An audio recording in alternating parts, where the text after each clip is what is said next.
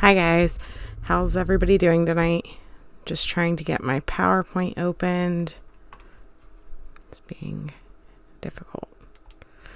So we're going to be looking at Isabella Kalua's case, and we're going to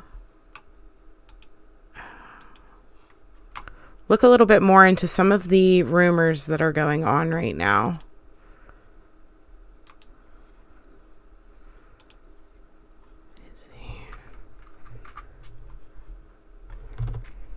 Just gonna wait until a couple more people come in, hopefully, because the more interaction the better.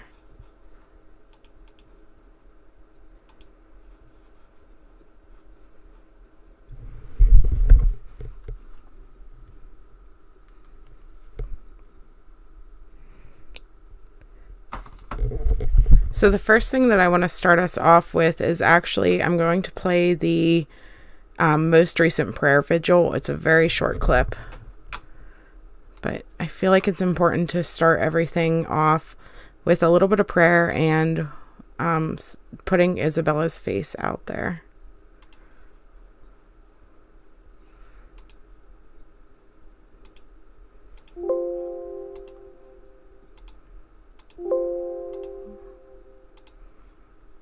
As soon as we can get it open.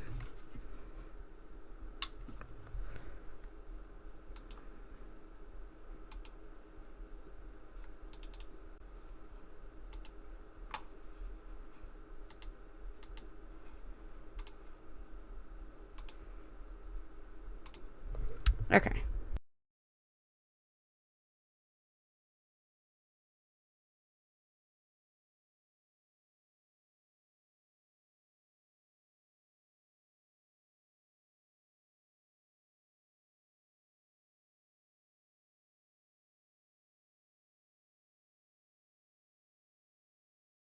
For them. So for the next 3 minutes.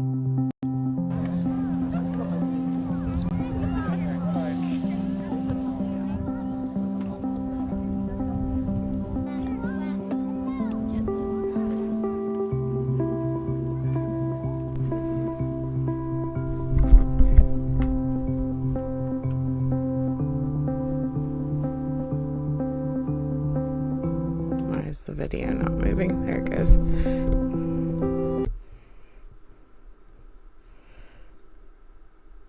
Put a 1 in the chat if you guys can hear me okay. It's very heartwarming to see all of Oahu come together for this one little girl who we know as Ariel. We're not giving up, so we will continue to make her face be known and leave the light on for her to come home.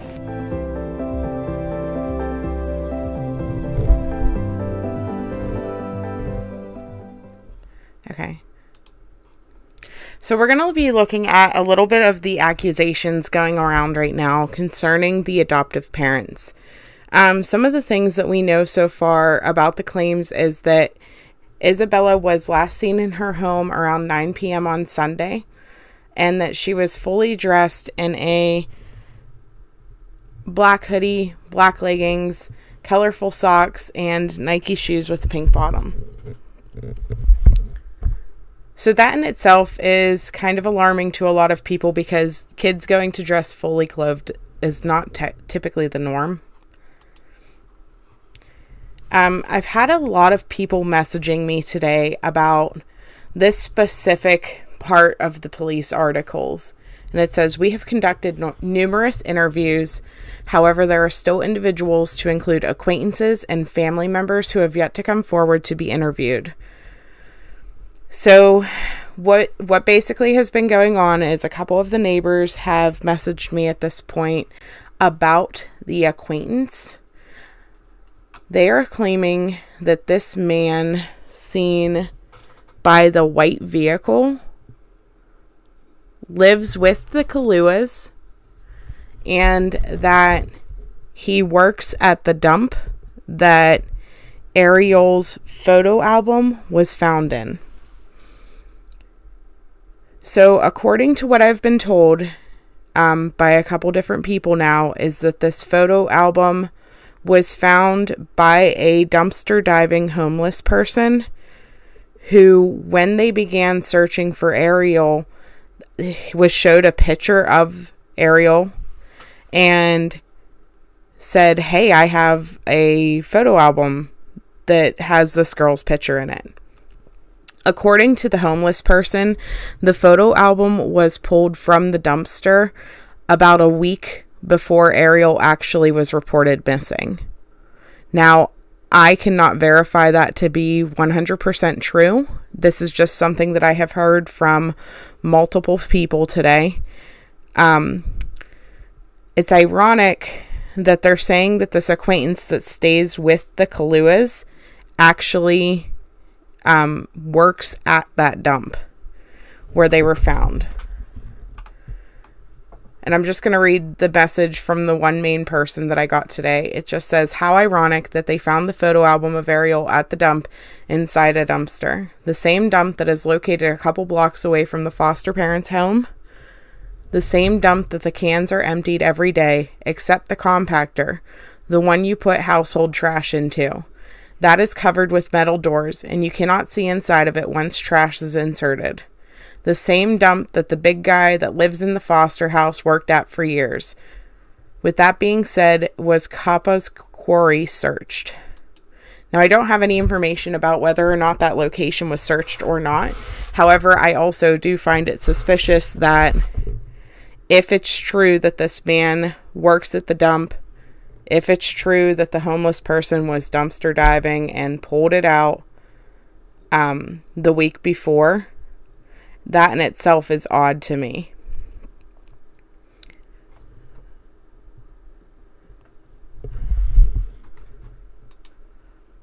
Let me just go out of this for a second. I just want to pull up to the other thing that I wanted to look at is the Google Earth. Just to go over again where this dump is that they're saying the photo album was found in.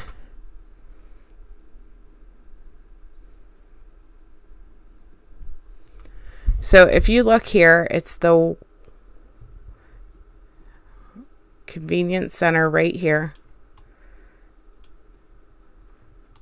And apparently whenever you go into here, there's separate trash, like there's cans and then there's regular dumpster trash. Now, from what I'm understanding, there's multiple homeless camps through this area, and it's very known for people to dumpster dive and sort through the trash, etc. So that's not anything odd there. It just so happened that while searchers were looking for Isabella in this area, that they had ran into this homeless person, and when he was showed the picture, he was like, "Oh, I found this photo album in the dumpster the other day."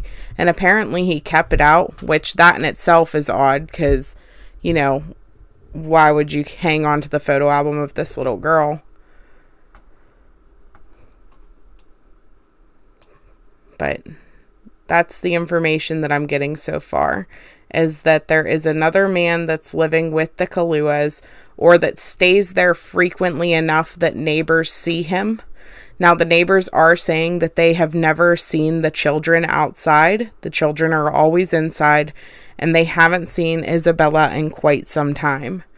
There is a neighbor that has a Ring doorbell camera that faces kind of towards the home of Isabella, who is saying that she does not have any video footage of Isabella walking away that night.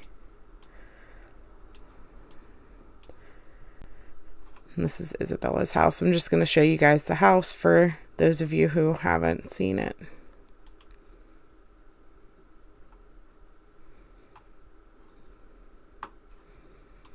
So I'm not going to tell you which neighbors, of course, talk to me and which ones have cameras. I'm going to leave that information private. And I do have the identity of the man who they are claiming lives with them. I'm also not going to put that information out there because I just don't want him to get doxxed, or for people to start harassing the family with things that are being claimed. Of course, we have to have the presumption of innocence that, all of this could just be libel. It could all just be, just put out there to try to make people look more guilty than what they already do, or, just false claims. But this is information that has been shared with me by, like I said, multiple sources now, that this homeless man had the photo album for several days before Isabella went missing. He claimed a week, but it was at least several days, and that this acquaintance works at the dumpster area.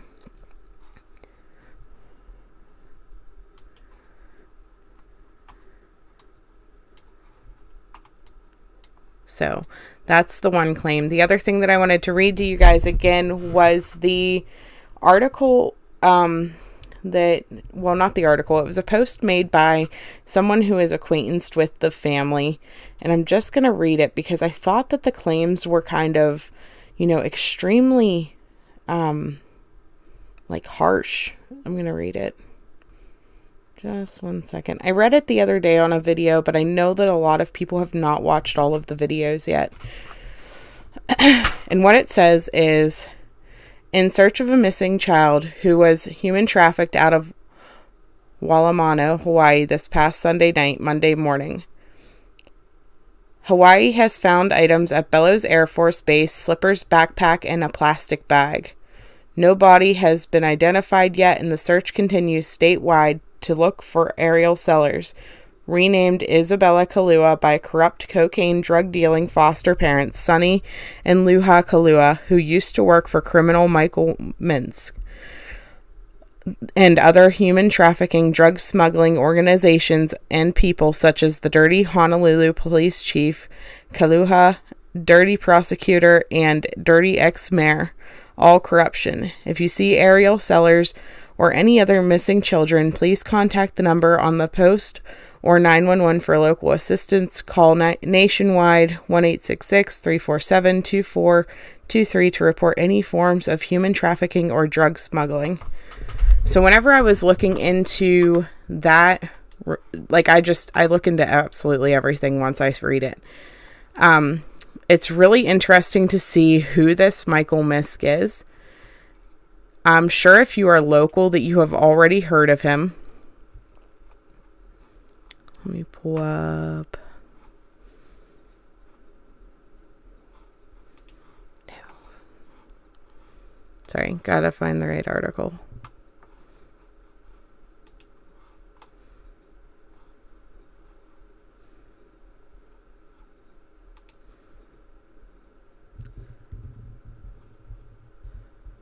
So he was arrested last year, and I'm just going to read it to you. It says that he's charged with 17 offenses that include drug trafficking and weapons offenses, armed robbery, kidnapping, and murder for hire.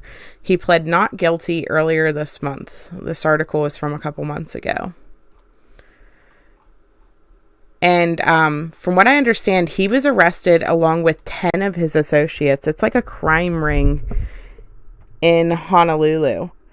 And if the parents are actually connected to this guy, that's bad news. We of course don't know for sure if they are. I mean, I'm sure somebody else out there does know for sure. But I doubt that they're going to speak up if this is the type of people that we're dealing with here. So I just wanted to know what everybody is thinking on the case though. Where is everybody's theories at? What are you guys tossing around as ideas about what could have happened to Isabella? Do you guys think that she walked off? Do we think it's even a possibility?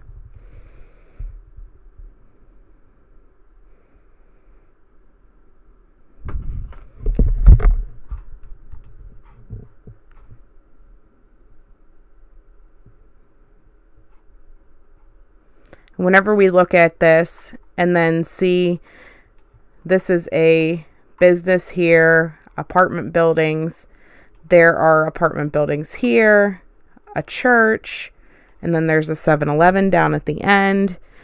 Whenever you're heading out this way, We looked at the other day that there is pretty much fenced in yards going through most of this. So she would have to either hop fences or walk on the roads, because she headed from her home,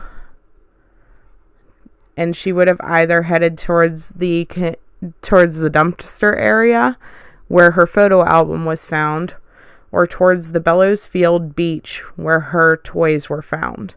Now, I've heard conflicting things. One report said it was a backpack, and the other one said it was a garbage bag full of toys.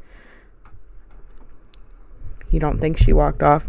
See, I don't think she walked off either. I feel like if she would have walked off, then we would have seen her on camera somewhere.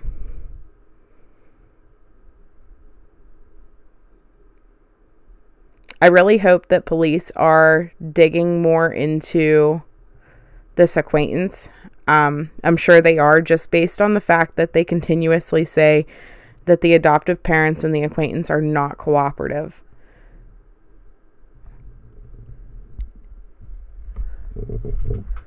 It's kind of sad because there hasn't been any new updates since the 22nd. I wish that the news reporters were continuously reporting on this. I mean, I've been watching a lot of the Hawaii news looking for updates, and I see more about Gabby Petito and Brian Laundrie than their own missing children. And not that Gabby and Brian don't deserve attention too, but you would just think that with this being local to them, that they would be reporting on it more. It's hard to cover no news, though, and so many people don't want to dig for information. They just want stuff like spoon-fed towards them. And, I mean, you can't do that. You have to actually be looking for stuff.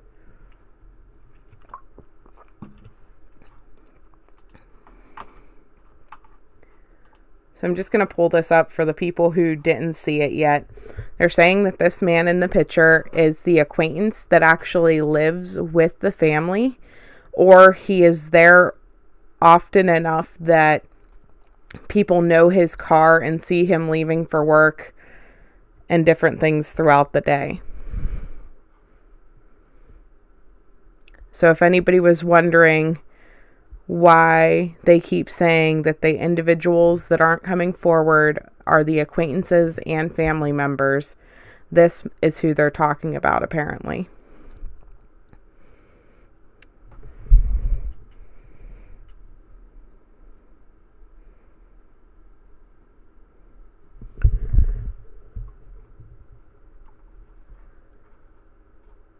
So, and then,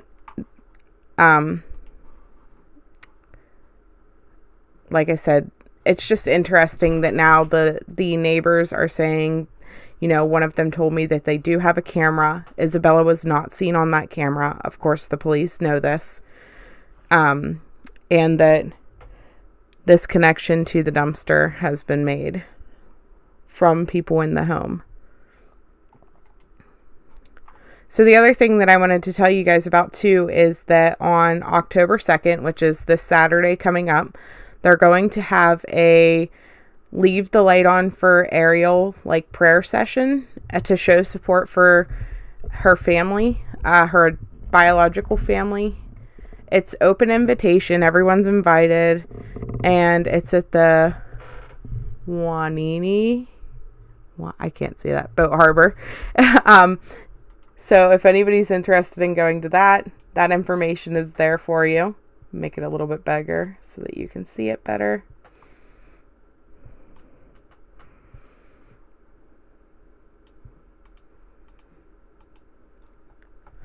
If you guys have anything that you have seen or know anything about, please make sure that you contact the police.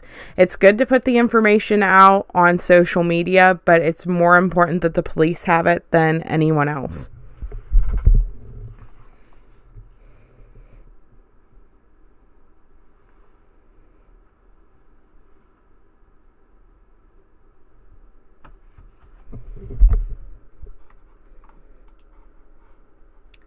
Do you guys think that that they might have hurt her, or do you think that she could have been trafficked, or Or are we leaning towards like kidnapped? What type of thought process is people having?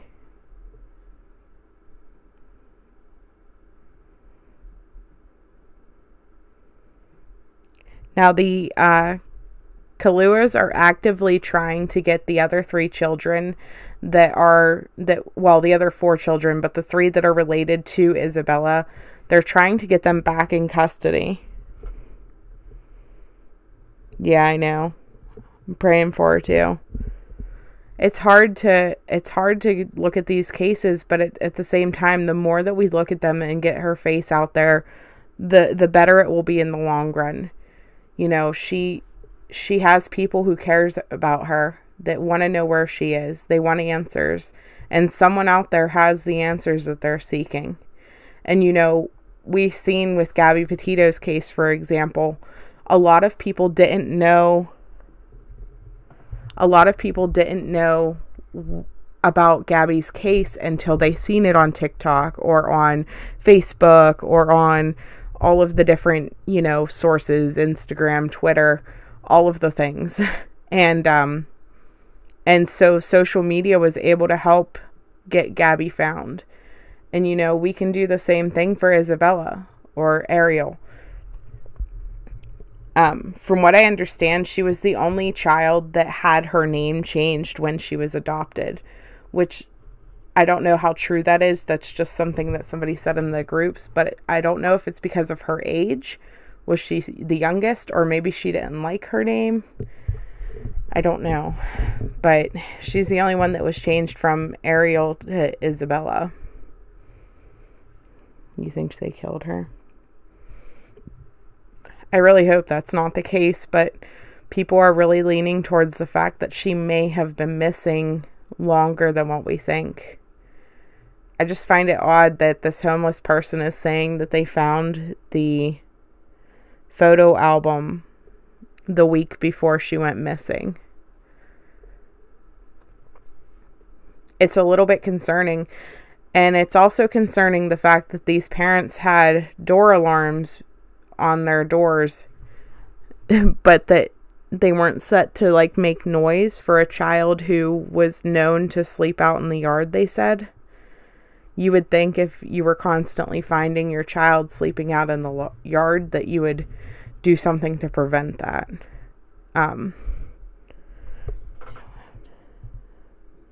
They don't have a real list of missing children.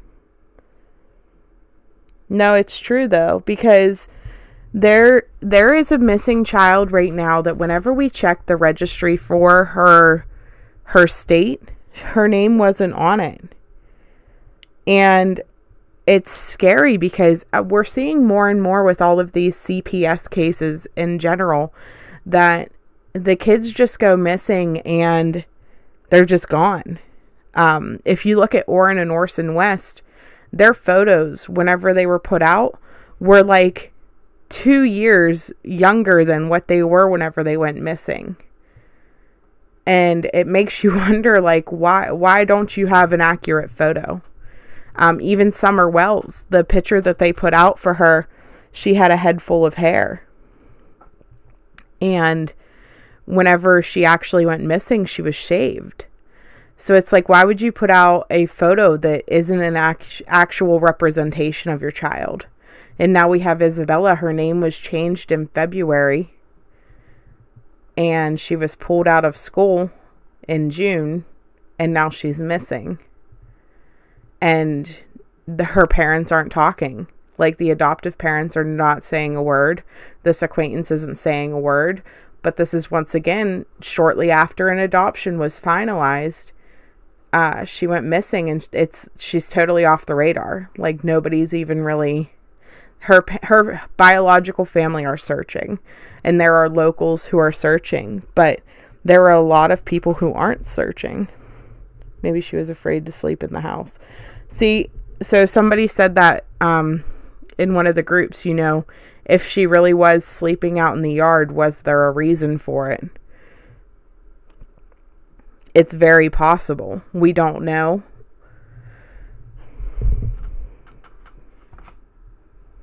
So I don't know if you heard, I was going over the connection that might be between this Michael Minsk, and he's actually, him and 10 co-defendants were charged on 22-count federal indictment in July 2020.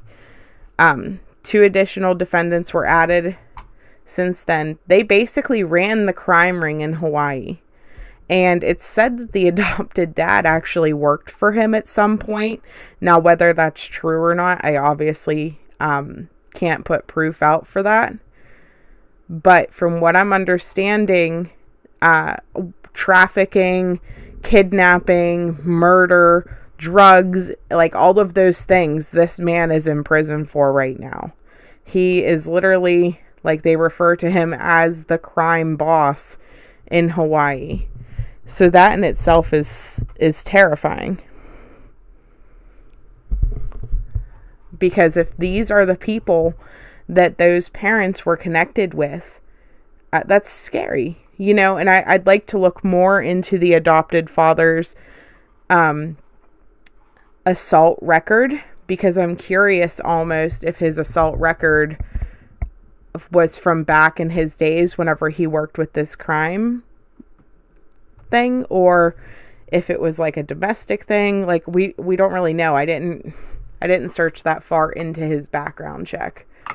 I might actually be able to pull it up. Let's see. It's so hard to read because it's so blurry.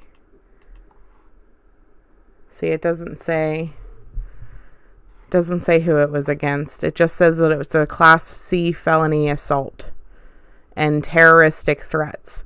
So we don't know who these were against. But I'm curious if it's somebody that he knew, or if it was a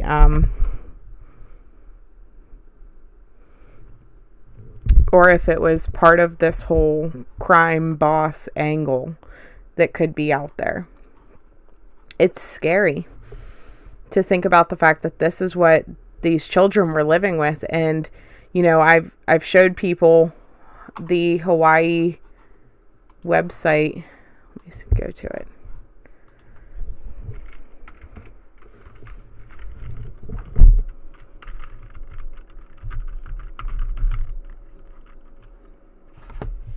Let me just pull it up. 1 second, sorry.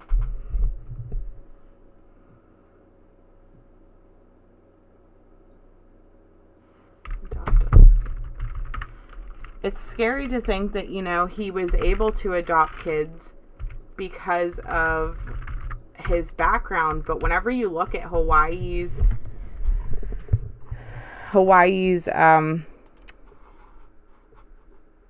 information, it literally is within 5 years. They don't background check back that far. And it's scary because it's like, really? I mean, you can't. We're just putting these people with children that shouldn't have children. And like, that's one of the laws that need changed. Federal foster and adoption license agreements. This is for Hawaii. The minimum qualifications for foster and adoptive parents are: have a sufficient income to cover your financial needs, have the ability to provide a safe, loving, supportive environment for foster and adoptive children, pass required federal FBI background clearance, state criminal history clearance for all states resided in for the past 5 years, and child abuse and neglect registry checked. That's it. 5 years is all they look at. And, you know, people keep arguing with me about the fact that they look at your whole background and he should have never been able to, and blah, blah, blah. And like, yeah, that might be the case in some states. But in Hawaii, they only look at 5 years. That's it. Sounds like a domestic fight.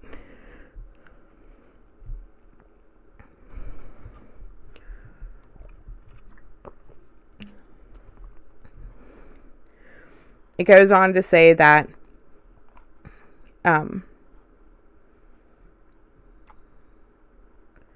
you can read more into it.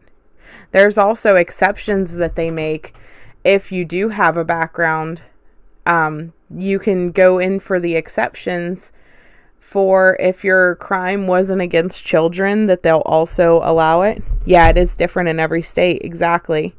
And a lot of people who are debating this with me are foster parents in other states. And some states are extremely strict. But then we have Hawaii that all they look at is the past 5 years. Like, that's terrifying, because say you hurt a child 6 years ago. Well, that was 6 years ago, so it won't matter. You know, the past 5 years is all Hawaii looks at. I don't know. Can you guys see that? Let me make it bigger. That way everybody can see it better. Again, this is from Hawaii's foster and adoption guidelines. And it says it right here. The past 5 years.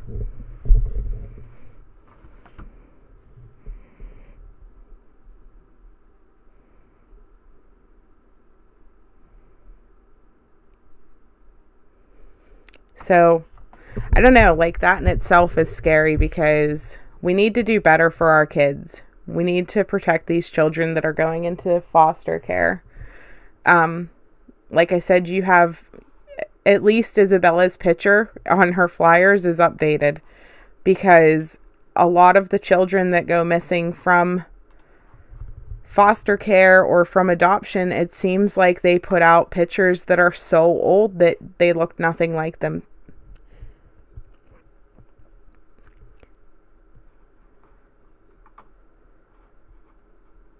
So, but I encourage you guys to look into who this acquaintance is.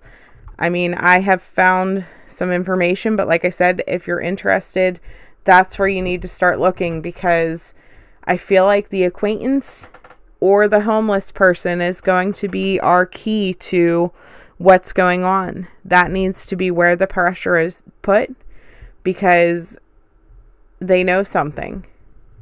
Maybe not the homeless man, but the acquaintance will know something. The family knows something.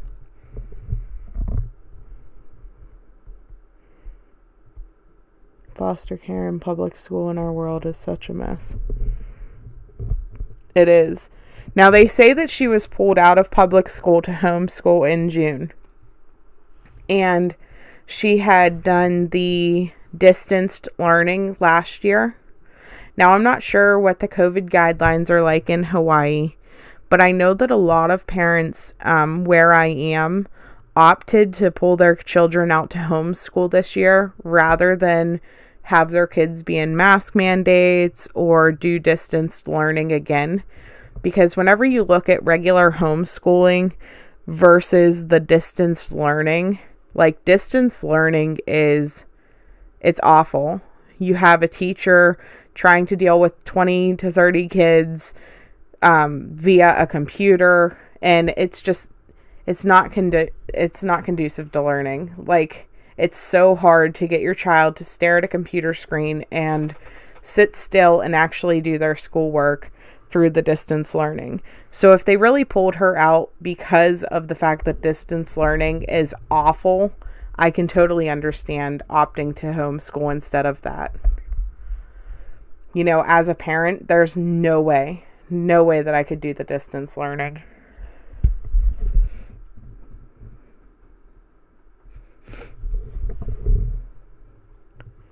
So it was just kind of some food for thought for you guys tonight. Just some more things for you guys to look into and kind of dig. Again, I'm not going to put this guy's identity out there. I did screenshot the picture from the news that somebody had sent to me and put it here so that you guys could see kind of his shape and stuff like that. I know it's blurry and that you can't really tell who he is. That's kind of on purpose.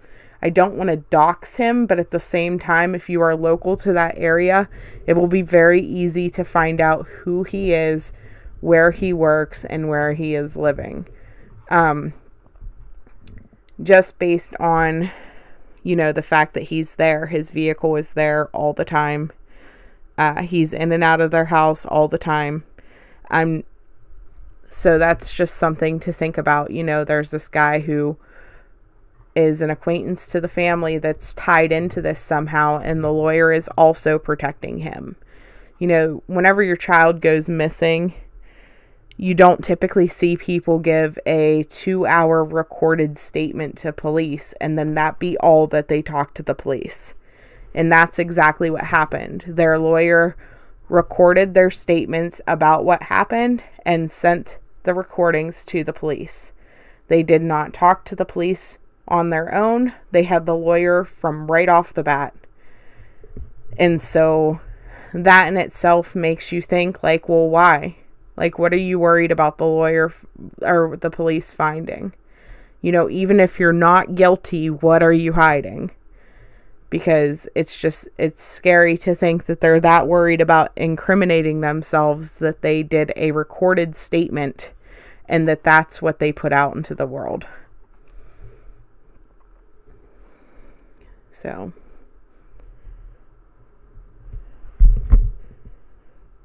but that's all I really have, though, guys, is the acquaintance and then the connection that might be to this Michael Minsk. It's really scary. He's a scary dude. So if this is the guy that the adoptive parents may be involved in some way, shape, or form, like, that's scary. Obviously this guy is in jail, but there was a very large amount of people that were arrested with him that were all involved. And like I said, literally the articles refer to him as the crime boss. It's like Hawaii's own little, mafia type thing, or mob. I don't know what your preference would be in that situation, but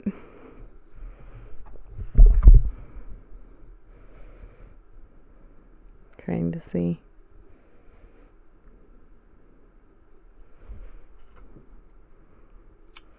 So I'm just gonna say a quick prayer for Isabella, because I really think that this is what we need to do. We need to pray for her to be found. We need to keep her in our thoughts and keep spreading her name as much as we possibly can, because she's somewhere. Somebody out there knows where she is, and somebody out there is going to have the information for where she is at. So we just need to keep spreading the word until somebody comes forward. So, just going to pray real quick. Dear Heavenly Father, please be with this child, Lord, and help the authorities to find her location. Keep a veil of protection over her in the meantime, Lord. Keep her safe if she's still with us. And if not, dear Lord, please lead us to her. Help the investigators find who is responsible for her disappearance and to bring her justice or to bring her home, dear Lord. Please be with her family, her biological family, and her siblings, dear Lord. Keep them safe and out of harm's way while all of this is going on, Lord. And help to comfort them through all of